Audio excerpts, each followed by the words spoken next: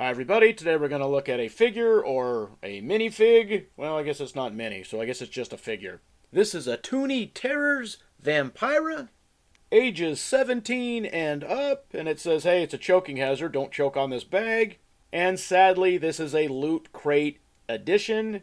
This came out of a LootCrate Fright crate. It's not even a crate, it's a bag. Very disappointed in that subscription.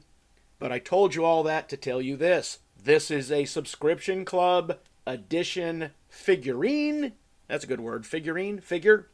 And therefore has very little value because it's essentially not real. It's just a licensed reproduction that Loot Crate made in one of their, finger quotes, Chinese factories, because it said made in China, and then sent out in their subscription service. On the back of it, it says Vampira, director Randy Falk, design, illustration, and paint, Joff Trapp, sculpt, Andreen Smith, package design, Chris Ramo, made in China.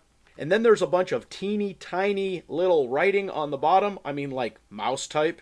2025 Vampira Coffin Holdings LLC, all rights reserved. Vampira is a registered trademark of Vampira Coffin Holdings LLC. What this is essentially saying is, this isn't a knockoff, this is a licensed reproduction of Vampira. If you collect vampire figures or movie figures or classic things like this, hey, it's not bad. But remember, being a Loot Crate edition, that's like getting a book that's a book club edition. It's made specifically for that subscription service. And when it comes to books, it means it's going to be mass produced, even if it's a hardback. It means it's going to be lower quality. And it's going to have way less value. In this case, the attention to detail is moderate. The arms move.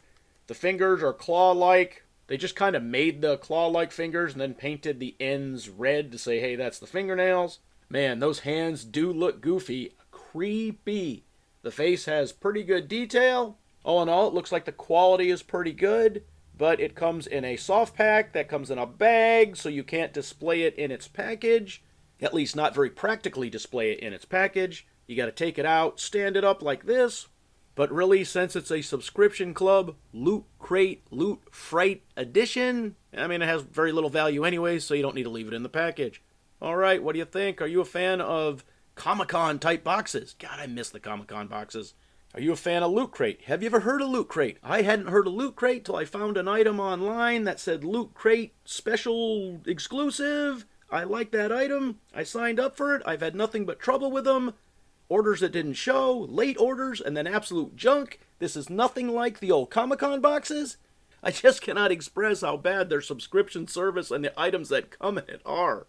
But if you like collecting figures, hey, this ain't bad. All right, leave your comments in the comment section. As always, thanks for watching.